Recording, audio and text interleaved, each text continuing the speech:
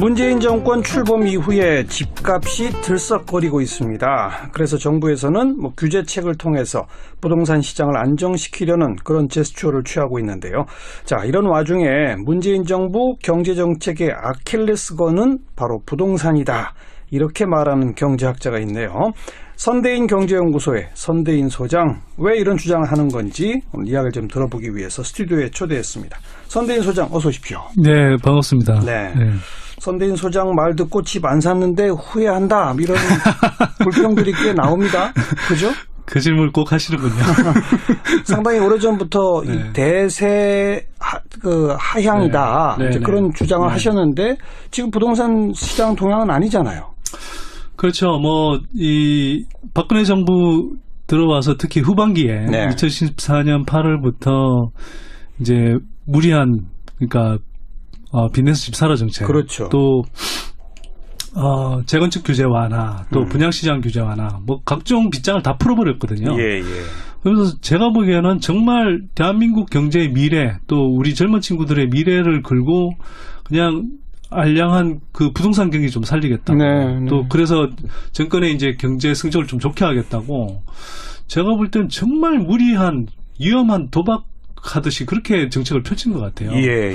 그래서 사실은 그런 부분 때문에 이제 집값이 오른 건데 어쨌거나 경제 예측 이런 측면에서 보면 단기적으로 분명히 틀린 건 맞습니다. 그리고 그 단기라는 게 사실 2년 이상 이렇게 넘어서서 인 거니까 제 예측이 분명히 틀렸다고 할 수도 있지만 저는 큰 흐름에서는 한국의 지금 부동산 시장이 정상일까? 예. 이게 일자리가 늘어나고 그래 소득이 늘어나고 또 한편으로는 우리 예를 들어서 주택 수요 연령대인 생산 가능 인구가 늘어나고 이런 식으로 해서 이 부동산 경기가 좋아지는 거라면 그게 아닌 거죠, 지금. 예, 인정할 수 있는데 지금은 이 현상은 굉장히 위험한 거거든요. 그렇죠. 사상 최대의 가계 부채가 폭증해 있는 상태거든요. 네. 그래서 이렇게 빚을 들고 들어가서 집을 사는 게 사실 저는 당장은 몰라도 위험할 수 있다고 봤기 때문에 알겠습니다. 그래서 이제 빚내서 집 사는 건 좀 위험할 수 있다 이렇게 경고를 했던 거죠. 그러니까 과도하게 부동산 경기 부양 정책을 박근혜 정부가 썼다는 건 이미 다 알고 있습니다. 그래서 그 결과로 박근혜 정부 후반부에 집값이 좀 올랐다. 이제 거기까지 설명이 되는데 문재인 정부는 그 정책 잘못됐다라고 이미 비판하고 다른 정책을 쓰겠다. 대출 규제 같은 것도 강화한다라는 걸 이미 예고한 상태로 취임을 했단 말이에요. 그런데 문재인 정부 취임 직후에 오히려 더 빠른 속도로 오르고 있다. 이거는 뭡니까? 왜 그렇습니까? 최근 한 두 달 정도 사이의 이야기인데요.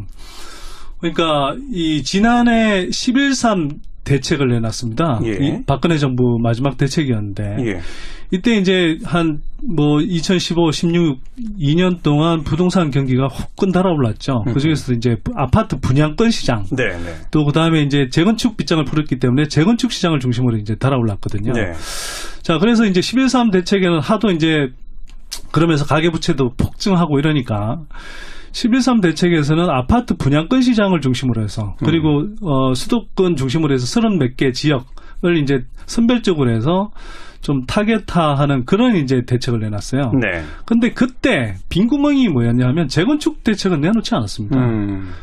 즉 재건축도 되게 투기판이었는데 사실은 재건축은 이제 빗장을 걸지는 않은 거죠. 그래서 이제 그동안 탄핵 국면 또 대선 국면 지나면서 이제 사실은 뚜렷한 정책이 안 나오는 가운데 가계부채는 점점 이제 조이는 방향으로 갈 거다. 이런 시그널 때문에 이제 좀 잠잠했다가 최근 한 두세 달 사이에 어떤 이야기가 시장에 도냐 하면 문재인 정부가 들어서도 제대로 된 억제책은 못 쓸 거다. 그리고 또 한편으로는 노무현 정부 때 투기 억제책 썼지만 결국 집값 뛰지 않았냐. 그러니까 그런 거 따지지 말고 지금이라도 빚내서 집 사는 게 나중에 돈 버는 길이야. 이런 식의 이제 이른바 이야기들이 퍼지고 있고. 근데 제가 볼 땐 그건 좀 이따 말씀드리겠지만 틀린 이야기거든요. 그런데 이제 그런 이야기들이 퍼지면서 이제 지금 좀 시장이 아까 빈구멍이었던 재건축 중심으로 좀 뛰고 있는 거죠. 그런데 시장에 문재인 정부가 그런 억제책을 못 쓸 거야라는 네. 근거는 뭐예요? 제가 이제 아까 뭐 앞에서 설명하셨는데 아킬레스건이다라고 이제 뭐 단정한 건 아니고요. 될 수 있기 때문에 제가 좀 조심해야 된다 이렇게 말씀드린 건데 문재인 정부는 딜레마가 있을 것 같아요. 어떤 딜레마요? 그러니까 기본적으로는 이명박 박근혜 정부, 특히 박근혜 정부에서 무리하게 추진했던 그런 이 아주 무지막지한 수준의 그런 부양책을 쓰지 않을 거고 그게 오히려 적폐라고 인식을 하고 있는 것 같아요. 네. 그런 면에서 그런데 한편으로는 덤터기 쓸 거가 무서운 것 같습니다. 어떤 덤터기요? 그러니까 결국은 문제는 박근혜 정부에서 만들어놨잖아요. 예. 근데 이게 어쨌거나 박근혜 정부에서는 부동산 경기 하락 상태에서 넘어왔단 말이죠. 네. 근데 여기서 주택 경기가 가라앉으면 어쨌거나 그 박근혜 정부에서 무리하게 빚내서 집 샀던 사람들도 있고 또 어쨌거나 이제 한국에서 여전히 뭐 집을 소유하고 있는 분들이 더 많잖아요. 네, 그런 분들 입장에서 보면 상당히 이제 좀 불편할 수 있는 거죠. 또 거기에 더해서 제가 보기엔 상당수 언론들은 문재인 정부가 여전히 뭐 언론에서 이렇게 언론 지형 측면에서 보면 여전히 이제 이 소수 정파에 가까운데 그런 지형 속에서 뭐 부동산 시장이 일정하게 가라앉다. 그러면 문제의 근원이 이명박 박근혜, 특히 박근혜 정부 후반에 있음에도 불구하고 이게 결국은 문재인 정부를 공격하는 소재로 사용할 가능성이 굉장히 높다 본다는 그러니까 거죠. 억제책을 써야 하는데 자칫 그런 정책을 썼다가 부동산 경기가 너무 급격하게 하락하면 뭐 국민 여론도 그렇고 언론에서의 강한 비난이 예상되기 때문에 함부로 못한다. 그 말이군요. 그러니까 그런 거라고 시장에서 인식을 하고 있고 한편으로는 문재인 정부가 이제 예를 들어서 초기니까요. 지금 한 달 정도도 안 되지 않았습니까? 그러다 보니까 이제 뭐 그동안 재벌 개혁 또 검찰 개혁과 관련한 여러 가지 메시지들을 내놨는데 사실 부동산 정책과 관련한 메시지들은 최근 한 요 며칠 사이에 나왔지 그 사이에는 없었거든요. 그러다 보니까 이제 시장에 퍼져 있던 그런 어떤 이야기들이 이제 이 시그널이 없는 게 결국은 기존에 이른바 이제 집 사라고 이야기했던 이른바 부동산 재테크 전문가들 이런 사람들 말이 맞구나 이런 식으로 이제 좀 이야기가 번지는 것 같아요. 또 한 가지 노무현 정부 때 각종 규제를 좀 강화했지만 집값이 제일 많이 뛰지 않았느냐. 그거는 갖고 지금은 어떻습니까? 일단 노무현 정부 때 그에 대한 그 이야기는 사실은 틀린 이야기입니다. 왜 틀린 이야기냐면 노무현 정부 때는 사실 집값 그 억제책 또는 투기 억제책을 쓸 때가 있었고요. 사실은 그 집값 억제 대책으로 일정하게 부동산 경기가 가라앉을 때 사실 다시 부양책으로 반전했었습니다. 그럴 때가 있었어요. 그런데 이제 이 노무현 정부는 무조건 억제책이었다. 이렇게 이제 하고 억제책을 써도 안 통한다. 이런 식의 이제 생각을 하고 있는데 실제로는 그 시기별로 잘 보면 노무현 정부가 투기 억제책을 썼을 때는 사실 집값이 가라앉았습니다. 안정됐었고요. 반면에 이제 그 집값 안정책이 막 이제 어느 정도 안착이 될 무렵에 제가 보기에는 기득권 언론들이 굉장히 공포감을 조성합니다. 자, 이 상태로 계속 가다 보면 일본식 버블 붕괴가 일어나. 그래서 한국 경제에 큰 타격이 미치니까 계속 부양책을 내놔. 이렇게 이야기를 하고요. 그러면서 2004년 하반기부터 뭐 강동석 근교부 장관 당시에 또 이현재 전 뭐 경제부총리 이런 분들이 부양책 기조로 선회를 합니다. 그랬어요. 그러면서 사실은 그게 들썩들썩하다가 2006년 말에 이제 이 폭동으로 이어진 거죠. 사실은 억제책을 쓸 당시 자체는 그리고 억제책을 계속 일정한 상태로 유지했더라면 저는 2006년 말과 같은 그런 폭동세는 안 왔을 거라고 생각합니다. 그래서 이 부분에 관해서는 시장에 참여하는 분들이 조금 다시 좀 재인식을 하시면 좋을 것 같고요. 제가 볼 때는 그게 제가 말씀드린 게 좀 제대로 된 인식이고. 알겠습니다. 그러면 이제 문재인 정부는 어떤 부동산 정책을 펴야 합니까? 단기, 중장기로 좀 나눠서 이야기를 해봅시다. 그러니까 문재인 정부는 뭐 여러모로 과제를 안고 있는 정부죠. 그런데 단기적으로 부동산 또 이와 연결되어 있는 가계부채 관련한 문제들이 되게 많습니다. 그런데 결국은 적폐의 핵심은 제가 볼 때는 박근혜 정부 후반기에 일어났던 정책들이라고 생각하거든요. 이걸 단기적으로는 해소해야 된다고 생각하고요. 네. 이게 또 한편으로는 부동산 시장 또 가계부채 문제를 단기적으로 관리하는 방안의 핵심이라고 생각합니다. 뭐냐?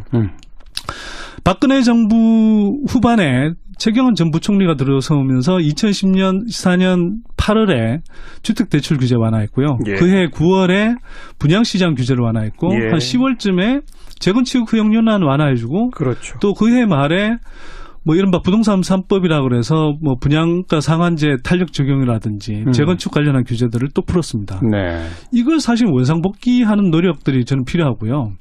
그걸 하면 사실은 그 이전 상태, 그 이명박 정부 후반 정도에는 사실은 이 기억하시다시피 수도권 주택 시장이 점진적으로 안정화되는 하향 안정화되는 흐름을 보였었거든요. 네, 네. 그러니까 그 상태 주택 시장의 상태만 보면 그때 흐름이 사실 전반적으로 한국 경제에 큰 부담도 없으면서 정부가 경기를 조절할 수 있는 수준의 이 하향세였거든요. 예. 그 정도 흐름으로 저는 갈 수 있다고 봅니다. 대출 네. 규제 조금 강화하고 네. 분양권 그다음에 재건축 규제 네. 풀었던 거를 다시 좀 원상 회복을 시킨다. 네. 근데 요런 정도 조치로 네. 혹시 부동산 경기의 뭐 급격한 하락 네. 이런 거는 우려 안 해도 됩니까? 그러니까 제가 이제 드리는 말씀은요. 원상 회복으로 가야 되는데 다만 지금 제일 먼저 문제가 되는 것은 11.3 대책에서 분양시장과 관련한 대책들은 어느 정도 내놨었는데 예. 재건축 시장은 빈 구멍으로 놔뒀었습니다. 예. 그게 이제 이른바 그 풍선처럼 그쪽으로 쏠려간 거거든요. 근데 사실 그 빈 구멍을 메우는 작업이 중요한 거죠. 사실 빈 구멍만 메우면 풍선 효과라는 건 생기지 않는다고 저는 봅니다. 그럼 제 1번으로 네. 해야 될 건 재건축 부분에 대한 거겠군요. 네네. 네. 그리고 이건 한편으로는 대출 규제라는 것은 꼭 부동산 시장뿐만 아니라 지금 가계부채 문제의 그렇죠. 핵심이기 때문에 예. 이건 최경환 전 부총리가 대출 규제를 완화했던 그 이전 상태로 돌리는 건 뭐 7월 말에 이제 그걸 다시 재검토하게 돼 있지 않습니까? 네. 그때 원상 회복시키는 조치가 필요하다고 생각합니다. 그러니까 그 두 가지만 일단 하더라도 알겠어요. 시장에 충분한 시그널을 줄 수 있고 또 그 이후의 추이를 보아가면서 예. 추가 대책들을 내놓을 수 있다고 1단계 생각합니다. 재건축 분야에 대한 대출 규제 풀었던 거 원상 회복. 네네. 그리고 조금 시간을 두고 대출 규제 조금 강화. 그리고 시장 상황을 봐서 괜찮다 싶으면 조금 더 규제 강화. 이런 식으로. 네. 뭐 점진적으로 이렇게 할 수 있겠죠. 네. 그리고 중장기적으로는요. 예. 노무현 정부 때도 여러 가지 시도를 하려고 했었지만 그 시도했으나 사실은 뭐 관철시키지 못했던 것들이 몇 가지 있습니다. 어떤 겁니까? 그게 이제 예를 들면 후분양제라든지 예. 또 뭐 종합부동산세였는데요. 그게 이제 이명박 정부 또 박근혜 정부 들어오면서 사실상 뭐 유명무실화 됐죠. 네. 그래서 이런 부분들에 관해서 이제 좀 다시 정착시킬 필요가 있다고 생각이 되고요. 물론 이제 그 종합 부동산세 또는 보유세 문제는 세금 문제이기 때문에 노무현 정부 때는 사실 이게 이제 부동산 투기 대책의 일환처럼 이렇게 나오면서 네. 사실은 필요 이상의 공격을 많이 받았었어요. 근데 제가 볼 때는 종합 부동산세를 비롯해 보유세 문제는 이건 부동산 정책이라고 볼 수 없죠. 네, 그 조세 형평성 문제. 조세 형평성의 문제 차원에서 접근해야 될 것 같고요. 예. 예를 들면 이게 보유세는 세율을 올리는 것도 중요하지만 지금 문재인 정부에서 추진하고 있는 것 중에 하나가 제가 좀 언론에서는 주목을 안 하던데 제가 되게 주목했던 것 중에 하나는 네. 예를 들어 고액 자산가들이 갖고 있는 고급 단독주택들 또 기업들의 뭐 빌딩들의 보유세 그 시가 반영률을 높이는 겁니다. 예를 들면 얼마 전에 그 박근혜 전 대통령이 삼성동 자택을 팔았었잖아요. 맞아요. 근데 그게 공시주택 가격은 20몇 억이었는데 실제로 팔린 가격이 60몇 억이었거든요. 3배가 넘죠. 네, 그러니까 시가 반영률이 한 40%밖에 안 되는 겁니다. 예. 근데 대서 중산층 서민들이 사는 아파트는 시세 반영률이 70%, 80% 되거든요. 네. 그러면 정말 이건희 회장이나 박근혜 전 대통령 같은 사람들이 그런 사는. 근데 왜 그렇게 단독주택은 거래가 잘 안 된다는 이유로. 그래요? 그런데 이건 제가 볼 때는 아무리 거래가 안 된다고 그러지만 실제로 다 거래가 되기 때문에 예. 주변 부동산 업소에 어느 정도만 물어봐도 다 알 수 있는 내용이거든요. 알죠. 그럼 기업의 뭐 빌딩들도 마찬가지고. 예. 그래서 이런 것들만 사실 정상적으로 올라가도 사실은 상당히 많은 세수들이 확보될 수 있습니다. 그러네요. 그래서 이런 작업들은 저는 오히려 우선적으로 좀 해야 될 것 같고요. 네. 또 한편으로는 후분양제 같은 경우는 우리가 뭐 다른 것보다 수십 년 동안, 예를 들어서 40년 전에 선분양제가 실시됐지만 그때는 뭐 수도권으로 이제 인구가 집중되고 또 건설 자본도 취약할 때인데 이제는 뭐 수도권 인구 유입도 많이 줄었고 심지어는 인구가 준다고 하고 그렇죠. 또 건설 자본은 굉장히 뭐 지금 사실은 넘쳐날 정도로 있는 상태니까 네. 이 선분양제에서 후분양제로 옮겨가는 조치를 이제는 점진적으로 좀 취해야 되지 않느냐 이런 생각이 드는 거죠. 그리고 그 두 가지 이거는 사실 글로벌 스탠다드 아닙니까? 전 세계에서 선분양하는 나라 우리밖에 없죠. 그러니까 대다수의 주택을 선분양하는 나라는 우리나라밖에 없습니다. 그런데 제가 안타까운 것은 뭐냐면 이게 너무 비정상적인 게 너무 오래 지속되다 보니까 이게 이제 정상적인 상태로 생각을 하고 그래서 이걸 바꾸자고 하면 굉장히 큰 뭐 주로 건설업계나 부동산업계에서 나오는 반발이긴 합니다만 이제 굉장히 큰 문제가 있는 것처럼 이야기를 하는 거죠. 근데 실제로는 선분양제 때문에 우리가 주택의 품질도 저하되고 또 많은 사람들이 선분양제 하에서 금방 집값 뛸 것 같으니까 무리하게 빚내서 이제 투기 대회를 뛰어들기도 하고 그렇죠. 그렇게 해서 주택 경기 진폭도 커지고 또 이게 나중에는 그 예측하지 못했던 수준의 입주 물량이 이제 쏟아져서 또 뭐 경기를 나쁘게 하고 또 한편으로는 여러 사람들을 이렇게 하우스푸어로 양산해낼 수도 있는 맞아요. 그런 제도이거든요. 그래서 이제는 소비자들이 압도적으로 이렇게 열악한 지위에 놓이는 이런 선분양제는 좀 끝장내고 이게 정말 상식적으로도 우리가 모든 물건을 구입할 때 다 물건 보고 구입하잖아요. 그럼요. 근데 제일 비싸고 자기 재산의 제일 많은 부분이 들어가는 걸 완공되지도 않았는데 미리 돈을 내라. 아니 그리고 팜플렛이랑 이제 견본주택을 보게 하는데 사실 견본주택도 실물이랑 다르거든요. 다르죠. 또 그것 때문에 분쟁도 얼마나 많이 생깁니까. 나중에 소송도 되고.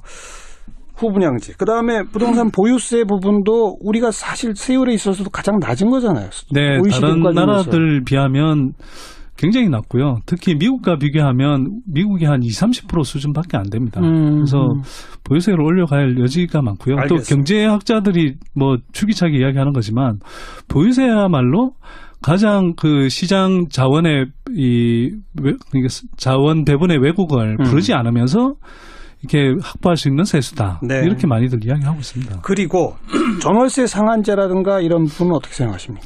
전월세 상한제나 계약갱신 청구제도 이런 것들은 뭐 현 정부가 상당히 역점을 두고 있는 정책인 것 같고요.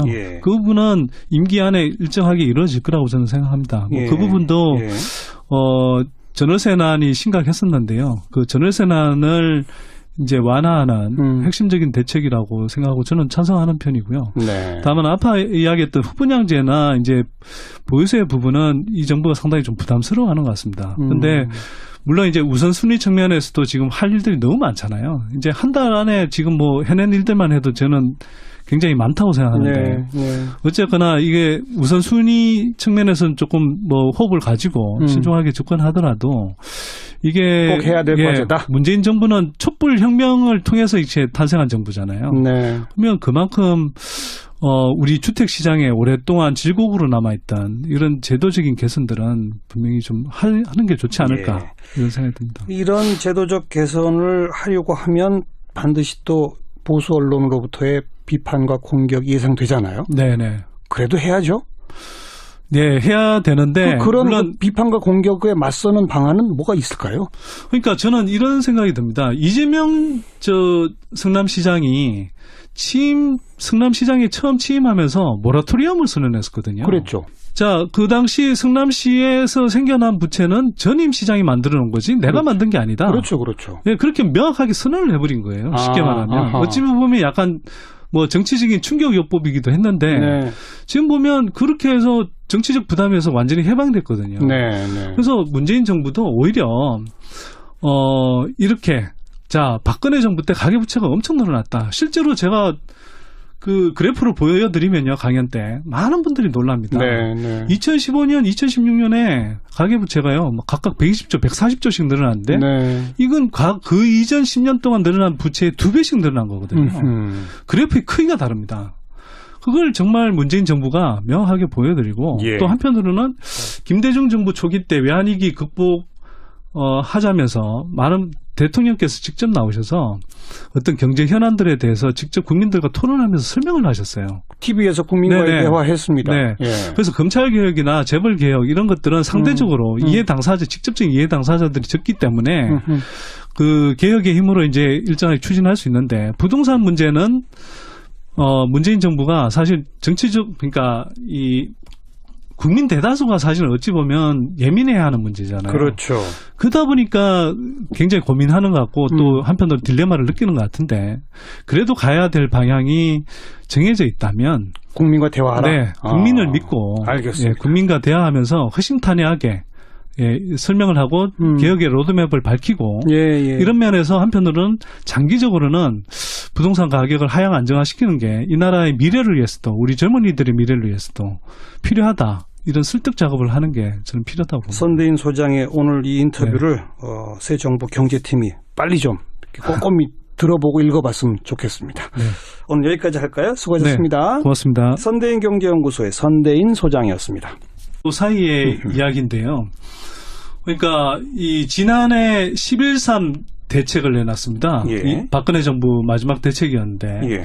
이때 이제 한 뭐 2015, 16, 2년 동안 부동산 경기가 후끈 달아올랐죠. 그중에서도 이제 아파트 분양권 시장, 네, 네. 또 그다음에 이제 재건축 빗장을 풀었기 때문에 재건축 시장을 중심으로 이제 달아올랐거든요. 네.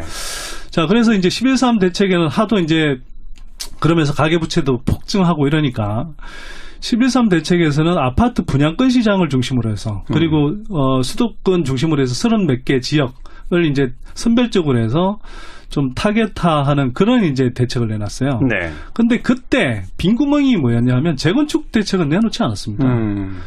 즉 재건축도 되게 투기판이었는데 사실은 재건축은 이제 빗장을 걸지는 않은 거죠. 예. 그래서 이제 그동안 탄핵 국면 또 대선 국면 지나면서 이제 이 사실은 뭐 뚜렷한 정책이 안 나오는 가운데 가계부채는 점점 이제 조이는 방향으로 갈 거다. 네. 이런 시그널 때문에 이제 좀 잠잠했다가 최근 한 두세 달 사이에 어떤 이야기가 시장에 도냐 하면 문재인 정부가 들어서도 뭐 제대로 된 억제책은 못 쓸 거다. 그리고 또 한편으로는 노무현 정부 때 뭐 투기 억제책 썼지만 결국 집값 뛰지 않았냐. 네, 네. 그러니까 그런 거 따지지 말고 지금이라도 빚내서 집 사는 게 나중에 돈 버는 길인 건데 어쨌거나 제 뭐 경제 예측 이런 측면에서 보면 단기적으로 분명히 틀린 건 맞습니다. 그리고 네. 그 단기라는 게 사실 뭐 2년 이상 이렇게 넘어서서 인 거니까 뭐 제 예측이 분명히 틀렸다고 할 수도 있지만 저는 큰 흐름에서는 한국의 지금 부동산 시장이 정상일까? 네, 예. 이게 뭐 일자리가 늘어나고 그래서 소득이 늘어나고 또 한편으로는 우리 뭐 예를 들어서 주택 수요 연령대인 생산 가능 인구가 늘어나고 뭐 이런 식으로 해서 이 부동산 경기가 좋아지는 거라면 그게 아닌 거죠, 지금. 예, 인정할 네. 수 있는데 지금은 이 현상은 굉장히 위험한 거거든요. 그렇죠. 사상 최대 가계 부채가 폭증해 있는 상태거든요. 네, 네. 그래서 이렇게 빚을 들고 들어가서 집을 사는 게 사실 저는 당장은 몰라도 위험할 수 있다고 봤기 때문에 알겠습니다. 그래서 이제 빚내서 집 사는 건 좀 위험할 수 있다 이렇게 네, 경고를 네. 했던 거죠. 그러니까 그 과도하게 부동산 경기 부양 정책을 박근혜 정부가 썼다는 건 뭐 이미 다 알고 있습니다. 네. 그래서 그 결과로 박근혜 정부 후반부에 집값이 네. 좀 올랐다. 네. 이제 거기까지 설명이 되는데 네. 문재인 정부는 그 정책 잘못됐다라고 이미 비판하고 네. 다른 정책을 쓰겠다. 네. 네. 대출 규제 같은 것도 강화한다라는 걸 네. 이미 예고한 상태로 취임을 했단 말이에요. 네. 네. 그런데 문재인 정부 취임 직후에 오히려 더 빠른 속도로 오르고 있다. 이거는 뭡니까? 왜 그렇습니까? 그 최근 한 뭐 두 달 정도 정부가 여전히 뭐 언론에서 이렇게 언론 지형 측면에서 보면 여전히 이제 이 소수 정파에 가까운데 네, 네. 그런 지형 속에서 뭐 부동산 시장이 일정하게 가라앉다. 그러면 문제의 근원이 이명박 박근혜, 특히 박근혜 정부 후반에 있음에도 불구하고 이게 결국은 문재인 정부를 공격하는 소재로 사용할 가능성이 굉장히 높다 본다는 그러니까 거죠. 억제책을 써야 하는데 자칫 그런 정책을 썼다가 부동산 경기가 너무 급격하게 하락하면 네. 뭐 국민 여론도 그렇고 언론에서의 강한 비난이 예상되기 때문에 함부로 못한다. 그 말이군요. 그러니까 그라고 시장에서 인식을 하고 있고 한편으로는 문재인 정부가 이제 예를 들어서 초기니까요. 지금 한 달 정도도 안 되지 않았습니까? 네. 그러다 보니까 이제 뭐 그동안 재벌 개혁 또 검찰 개혁과 관련한 여러 가지 메시지들을 내놨는데 사실 부동산 정책과 관련한 메시지들은 최근 한 요 며칠 사이에 나왔지 그 사이에는 없었거든요. 네. 그러다 보니까 이제 시장에 퍼져 있던 그런 어떤 이야기들이 이제 이 시그널이 없는 게 결국은 기존에 이른바 이제 집 사라고 이야기했던 이른바 부동산 재테크 전문가들 이런 사람들 말이 맞구나 이런 식으로 이제 좀 이야기가 번지는 것 같아요. 네. 또 한 가지 노무현 정부 때 각종 규제를 좀 강화했지만 집값이 제일 많이 뛰지 않았느냐. 네. 그거는 하고 지금은 어떻습니까? 일단 노무현 정부 때 그에 대한 그 이야기나 이런 식의 이제 이른바 이야기들이 퍼지고 있고. 네. 근데 제가 볼 땐 그건 좀 이따 말씀드리겠지만 틀린 이야기거든요. 그런데 이제 그런 이야기들이 퍼지면서 이제 지금 좀 시장이 아까 빈 구멍이었던 재건축 중심으로 좀 뛰고 있는 거죠. 그런데 시장에 문재인 정부가 그런 억제책을 못 쓸 거야라는 근거는 뭐예요? 제가 이제 아까 앞에서 설명하셨는데 아킬레스건이다라고 이제 단정한 건 아니고요. 될 수 있기 때문에 제가 좀 조심해야 된다 이렇게 말씀드린 건데 문재인 정부는 딜레마가 있을 것 같아요. 어떤 딜레마요? 그러니까 기본적으로는 이명박 박근혜 정부, 특히 박근혜 정부에서 무리하게 추진했던 그런 아주 무지막지한 수준의 그런 부양책을 쓰지 않을 거고 그게 오히려 적폐라고 인식을 하고 있는 것 같아요. 네. 그런 면에서 그런데 한편으로는 덤터기 쓸 거가 무서운 것 같습니다. 어떤 덤터기요? 그러니까 결국은 문제는 박근혜 정부에서 만들어놨잖아요. 그런데 이게 어쨌거나 박근혜 정부에서는 부동산 경기 하락 상태에서 넘어왔단 말이죠. 그런데 여기서 주택 경기가 가라앉으면 어쨌거나 그 박근혜 정부에서 무리하게 빚내서 집 샀던 사람들도 있고 또 어쨌거나 이제 한국에서 여전히 집을 소유하고 있는 분들이 더 많잖아요. 그런 분들 입장에서 보면 상당히 이제 좀 불편할 수 있는 거죠. 또 거기에 더해서 제가 보기엔 상당수 언론들은 문재인 정권 출범 이후에 집값이 들썩거리고 있습니다. 그래서 정부에서는 규제책을 통해서 부동산 시장을 안정시키려는 그런 제스처를 취하고 있는데요. 자, 이런 와중에 문재인 정부 경제정책의 아킬레스건은 바로 부동산이다. 이렇게 말하는 경제학자가 있네요. 선대인 경제연구소의 선대인 소장, 왜 이런 주장을 하는 건지 오늘 이야기를 좀 들어보기 위해서 스튜디오에 초대했습니다. 선대인 소장 어서 오십시오. 네, 반갑습니다. 네. 선대인 소장 말 듣고 집 안 샀는데 후회한다. 이런 불평들이 꽤 나옵니다. 그죠? 그 질문을 꼭 하시는군요. 상당히 오래전부터 이 대세 하향이다. 이제 그런 주장을 하셨는데 지금 부동산 시장 동향은 아니잖아요. 그렇죠. 이 박근혜 정부 들어와서 특히 후반기에 2014년 8월부터 이제 무리한 그러니까 빚내서 집 사라 정책, 그렇죠. 또 재건축 규제 완화, 또 분양시장 규제 완화, 각종 빗장을 다 풀어버렸거든요. 그래서 제가 보기에는 정말 대한민국 경제의 미래, 또 우리 젊은 친구들의 미래를 걸고 그냥 알량한 그 부동산 경기 좀 살리겠다고. 또 그래서 정권의 이제 경제 성적을 좀 좋게 하겠다고. 제가 볼 때는 정말 무리한 위험한 도박하듯이 그렇게 정책을 펼친 것 같아요. 그래서 사실은 그런 부분 때문에 이제 집값이 오른